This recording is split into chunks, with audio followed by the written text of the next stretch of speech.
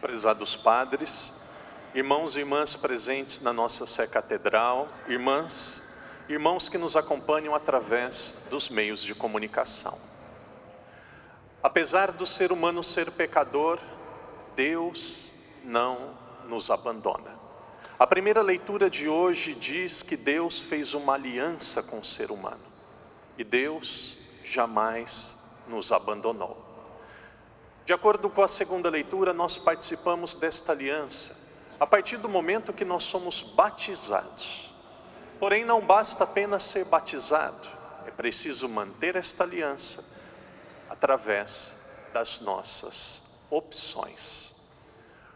Os momentos mais importantes de nós fazermos opções por Deus, ou a opção por Deus, é nos momentos de deserto da nossa vida. Neste primeiro domingo da Quaresma, o Evangelho de hoje nos fala sobre os 40 dias que Jesus passou no deserto. Talvez um dos evangelhos mais conhecidos de cada um de nós. Porém, como diz São João Cassiano, a palavra de Deus é como uma fonte que sacia e dá sede. Sacia porque quanto mais nós meditamos a palavra de Deus, mais nós queremos meditar, mais nós podemos aprender e ir mais profundo. Por isso ninguém pode dizer que conhece a palavra de Deus. Ninguém pode dizer que conhece a Bíblia. Nós estamos conhecendo a Bíblia. Estamos conhecendo a palavra de Deus. A vida de Jesus pode ser dividida em dois grandes momentos. O primeiro momento, os 30 primeiros anos de Jesus, que nós chamamos de vida com a sua família. Segundo o Papa Paulo VI, uma vez que ele foi a Jerusalém na década de 70, ele diz que nestes 30 anos que Jesus ficou com a sua família, ele aprendeu na escola da oração, do trabalho e do silêncio. A nossa vida é um cotidiano. Os grandes momentos de festa, os grandes momentos de alegria, de prazer, são raros. O normal da vida é o cotidiano. E o cotidiano, segundo o Papa Paulo VI, deve ser vivido através da oração, através da família, através do trabalho e do silêncio. Porém, a vida de Jesus não foi apenas 30 anos com a sua família. Jesus também teve a sua vida pública, 3 anos de vida pública, segundo o Evangelho de Marcos, pregando e curando e pregando. Porém, entre estes 30 anos de vida com a família, de vida um pouco mais reservada, e os 3 anos de vida pública, nós temos um período de transição, nós temos o deserto. Quando nós falamos de deserto, muitas pessoas se assustam, muitas pessoas pensam que é algo tão distante, e muito mais do que deserto físico, deserto geográfico, a palavra de Deus quer nos dizer sobre o deserto da nossa vida. O número 40 é um número facilmente encontrado na Bíblia, todos nós já ouvimos muitas vezes a palavra de Deus nos dizer sobre 40. Ainda a primeira leitura nos diz 40 dias do dilúvio. O povo de Israel passou 40 anos no deserto, um percurso de aproximadamente 400 quilômetros que poderia ter sido feito em 2, 3 semanas, precisaram de 40 anos. Elias se alimentou em uma gruta apenas com pão durante 40 dias. O número 40 na Bíblia pode ter 2 significados. Primeiramente, o número 40 pode significar a vida toda. Mas em muitos momentos, o número 40 significa um tempo de transição, um tempo de mudança. Algo está mudando. Todos nós precisamos passar por períodos de transição. A palavra de Deus nos diz que no deserto, Jesus sofreu 3 tentações. Apesar do Evangelho de Marcos não nos narrar as 3 tentações, todos nós conhecemos as 3 e podemos saber que a partir dos desertos, dos momentos de solidão da nossa vida, se Jesus foi tentado, se a tentação não veio, se prepare, ela virá. Alguns dizem: padre, por que eu sou tão tentado? O que eu fiz? Parece que a tentação não me deixa. Até Jesus foi tentado. E basicamente as 3 tentações que Jesus sofreu são as 3 tentações da nossa vida. A primeira tentação foi a tentação do pão. Transforme essas pedras em pães. A tentação do pão é a tentação física, a tentação biológica, a mais comum do ser humano. As 2 tentações mais comuns do ser humano é a tentação do estômago, de comer e beber, e a tentação carnal, a tentação física, muitas vezes da pornografia, muitas vezes do adultério. Por que, padre, que essas 2 realidades, do estômago e da afetividade, são tão comuns no ser humano? Por que nós somos tão tentados na nossa carne?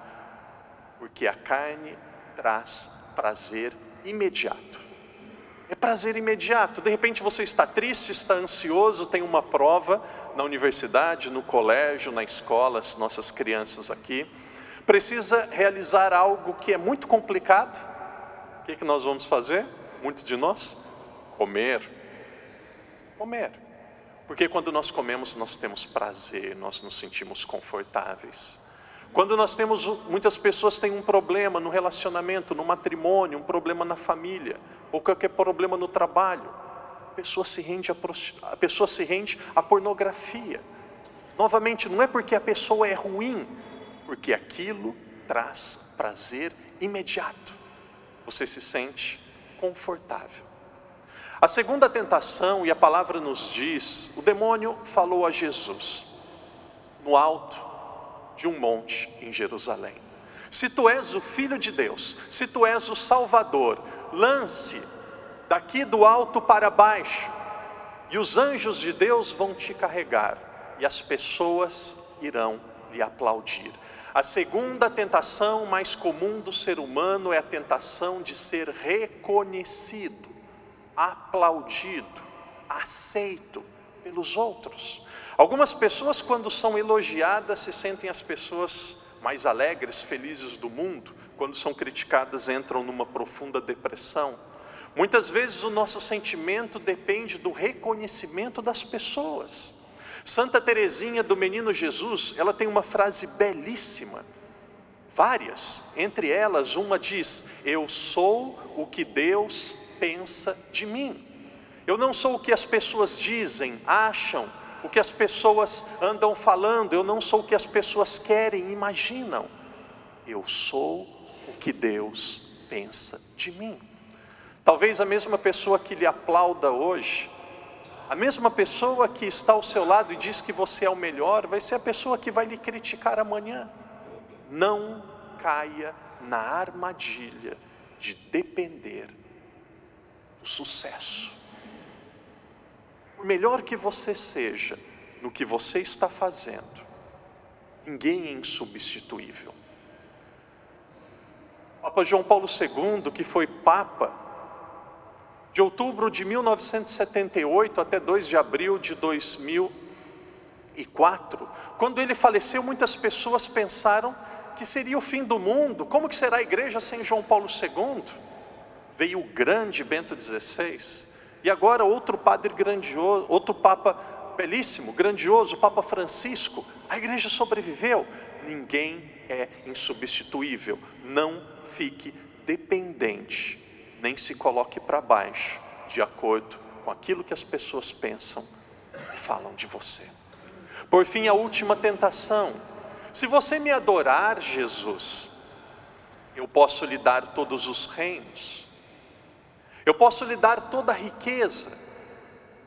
É a tentação do poder. A tentação do poder. Existe um pensamento que diz que o poder corrompe, e o poder realmente corrompe quando nós somos apegados ao poder.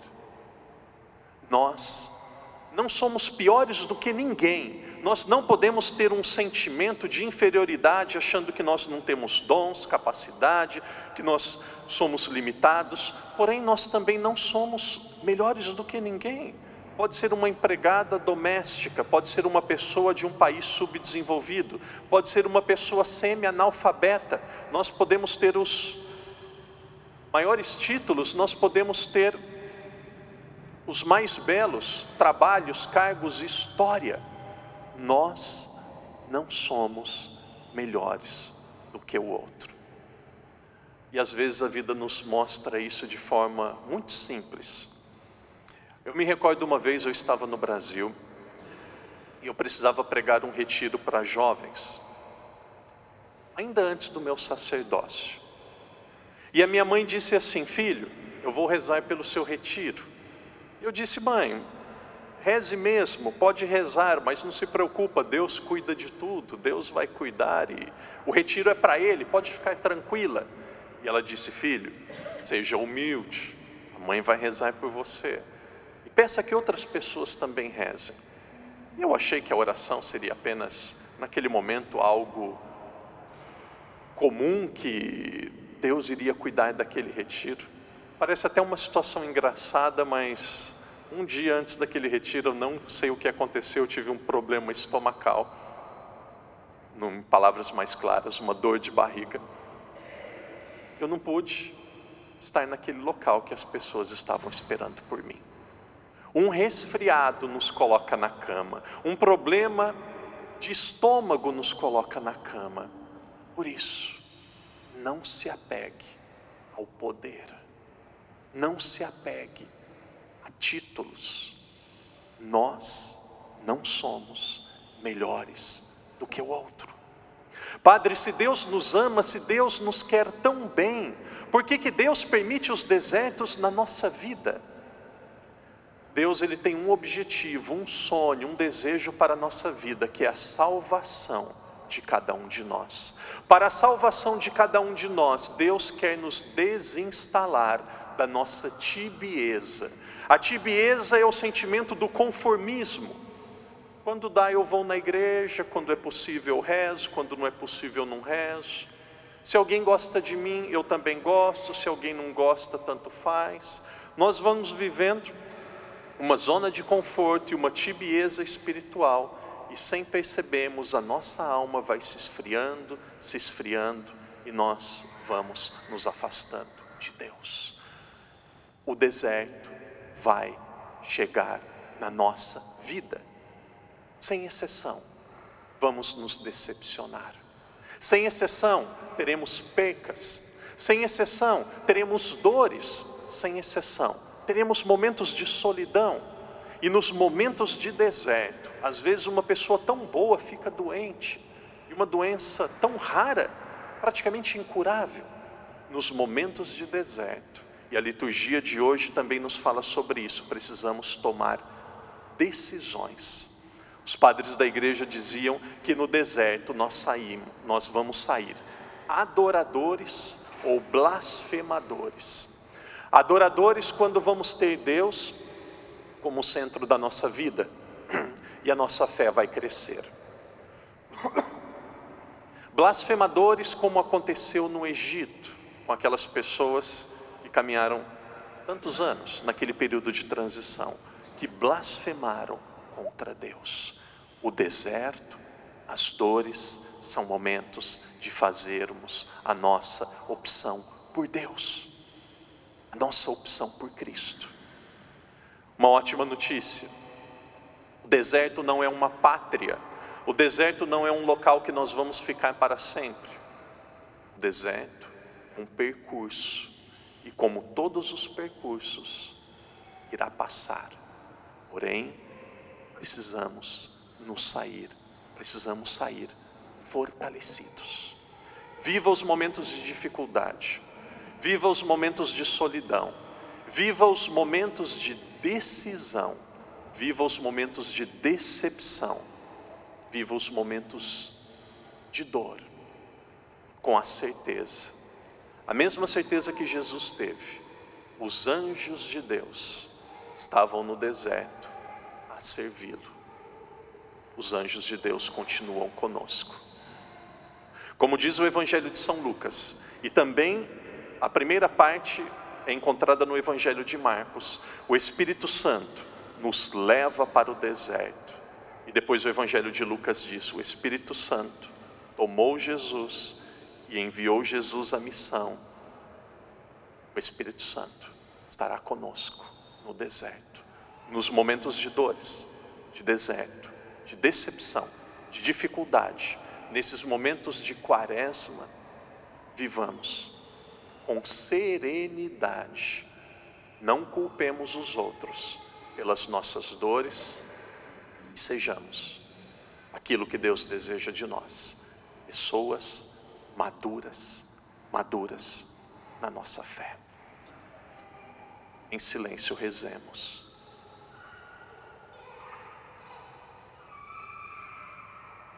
Obrigado, Jesus, porque com o teu exemplo do deserto, nós podemos ter a certeza que o Senhor, que você, Jesus, é solidário a cada um de nós, conhece as nossas dores, desertos, solidão e não nos abandona. Ajudai-nos a sermos serenos, a resistirmos à tentação física do estômago, a tentação da carne, também a tentação do sucesso e do poder. Ajuda-nos a sermos aquilo que o Senhor deseja. Ajude-nos a sermos fiéis e perseverantes na nossa missão.